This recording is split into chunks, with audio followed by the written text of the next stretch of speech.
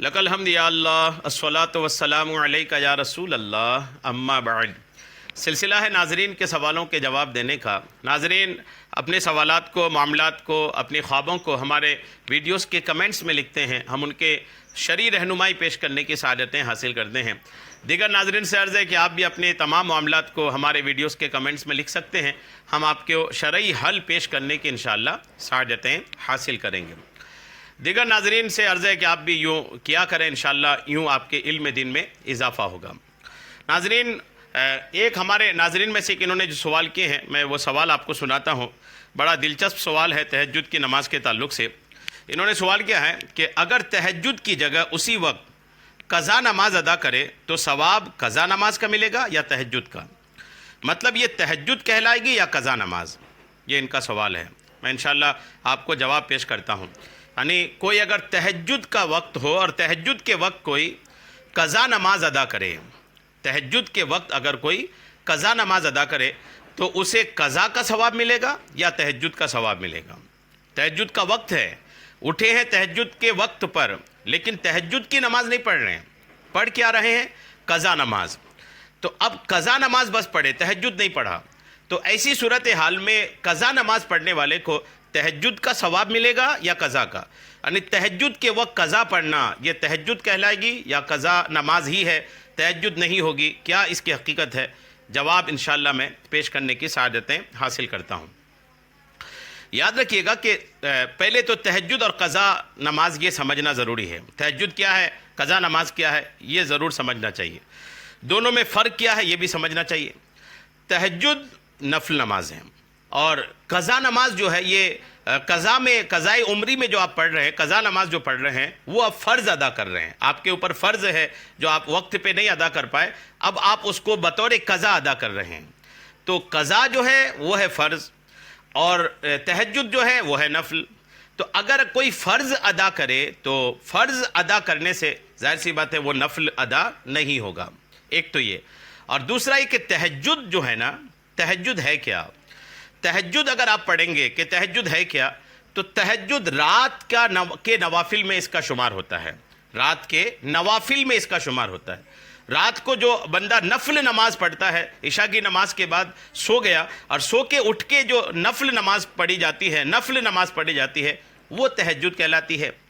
अब सो के उठ के आदमी नफल नहीं पढ़ा बल्कि पिछली फ़र्ज़ नमाज पढ़ रहे हैं, तो तहज्जुद जिसको कहा जाता है वो तो हुआ ही नहीं ना। तहज्जुद तब कहलाती है जब आदमी इशा पढ़ के, सो करके, उठ करके नफल नमाज पढ़े। तो अब नफल तो आपने पढ़े नहीं, आपने पढ़ा फ़र्ज़ नमाज जो आपकी क़ज़ा थी, तो आपने चूँकि फ़र्ज़ पढ़ा है, आपने नफल नहीं पढ़ा है, तो ये आपकी जो नमाज कहलाएगी ये क़ज़ा ही कहलाएगी, ये क़ज़ा ही कहलाएगी, ये तहज्जुद में शुमार नहीं होगी। या आपको ये तहज्जुद का सवाब इसमें नहीं मिलेगा, चूँकि दोनों चीज़ें अलग हैं।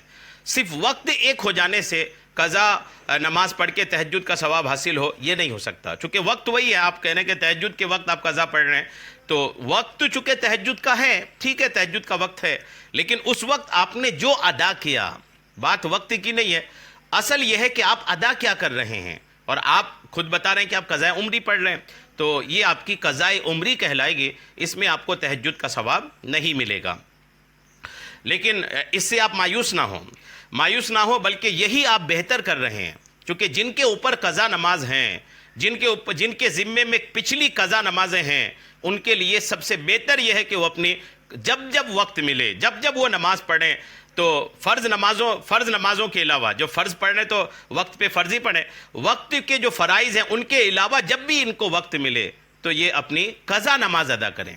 यही ही बेहतर है, क्योंकि क़ज़ा जो है वो आपके ज़िम्मे पर है और वो आपके ज़िम्मे पर आप बाकी है, जब तक आप उसको अदा नहीं करेंगे आपके ज़िम्मे में बरकरार रहेगा वो।